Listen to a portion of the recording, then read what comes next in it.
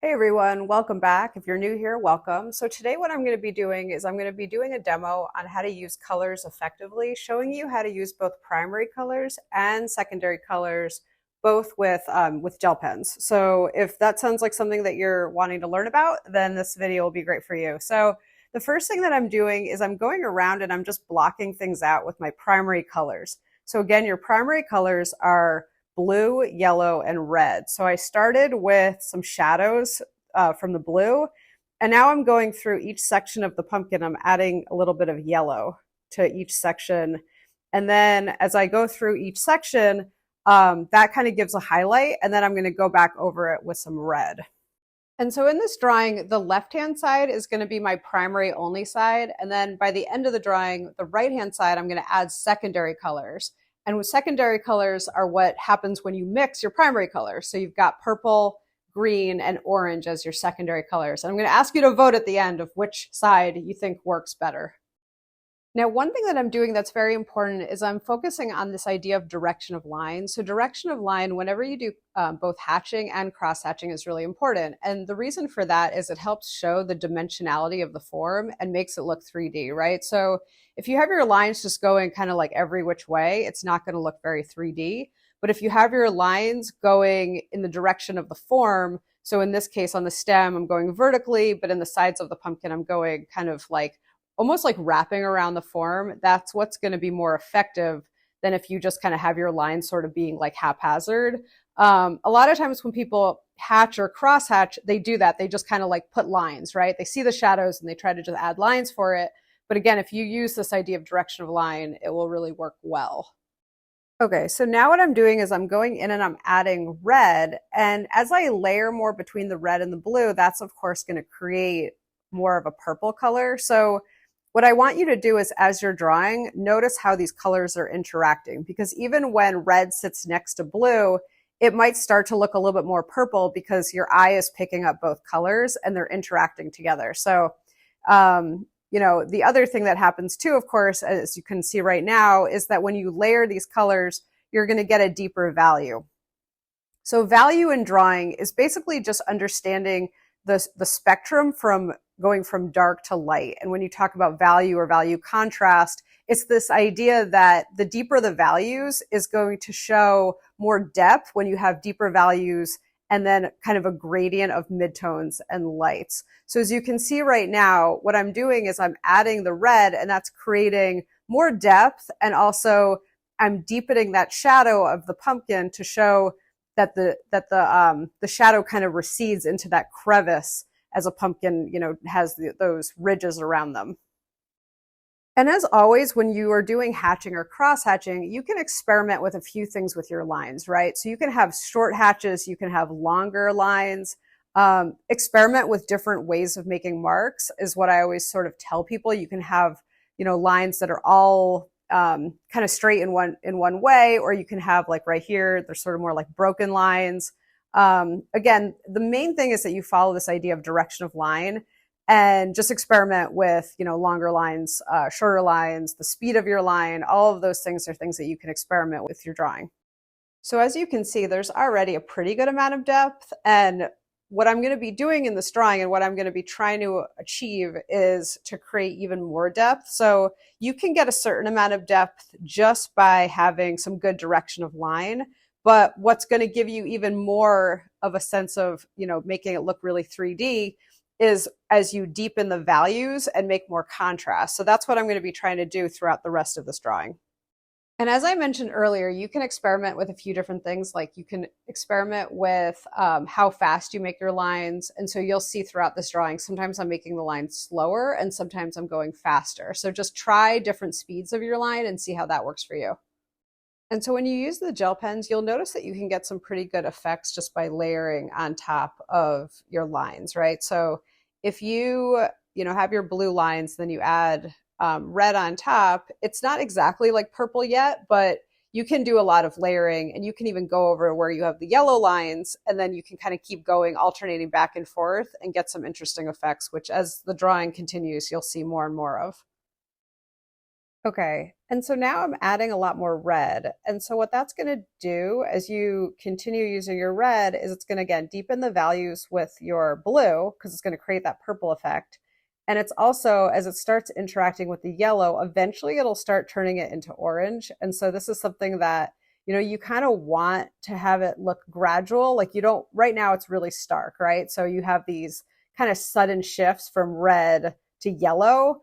But as I continue on the drawing, what I'm trying to do more of is get kind of more of a gradual look. Because again, when you look at an object, usually, I mean, unless it's something that's maybe like metal where it has these really, really stark reflections, like a pumpkin is more subtle than that. So, it's like kind of a balance because you're trying to get those brighter highlights to show, that there's reflections of, light on the form. But if they're too stark, then it's going to look a little bit weird. So, just practice layering. And as you layer, you kind of want to step back from it and look and see, what kind of effects that you're achieving.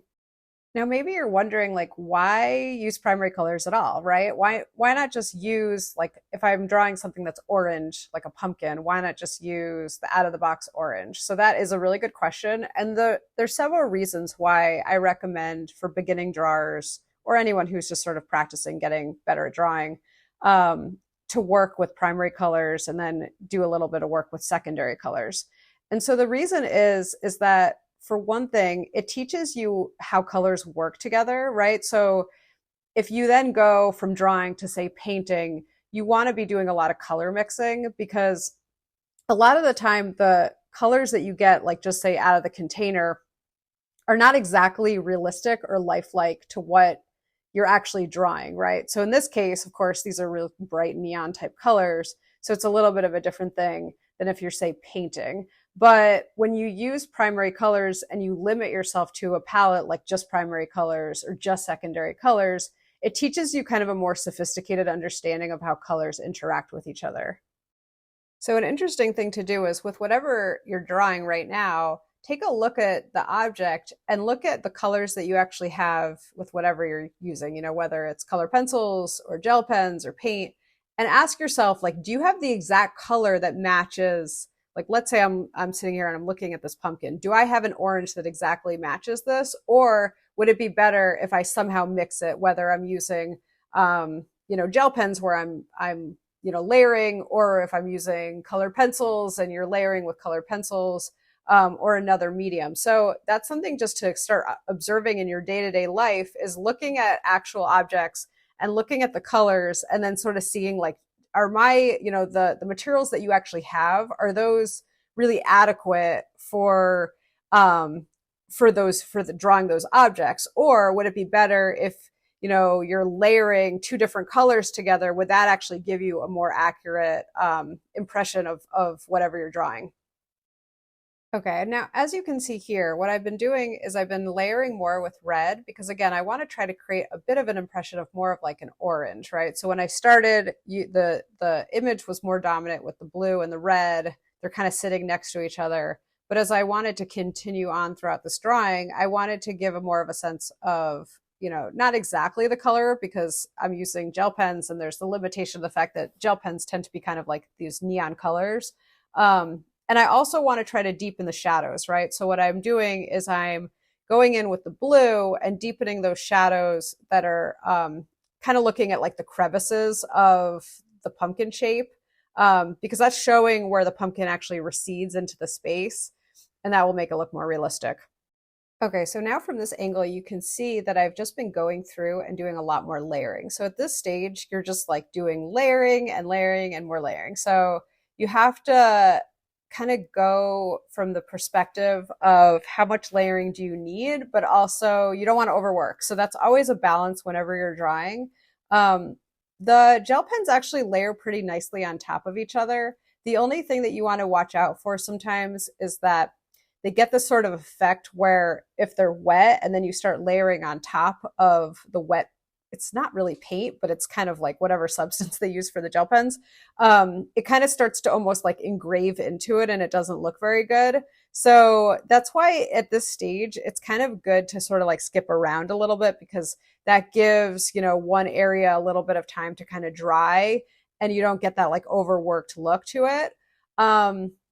So now on this side, remember, this is going to be my secondary color side. So again, your secondary color gives you more options because you're not just restricting yourself to yellow, red, and blue, but you're allowing yourself to add the secondary colors, right? So what are your secondary colors? Those are purple, orange, and green.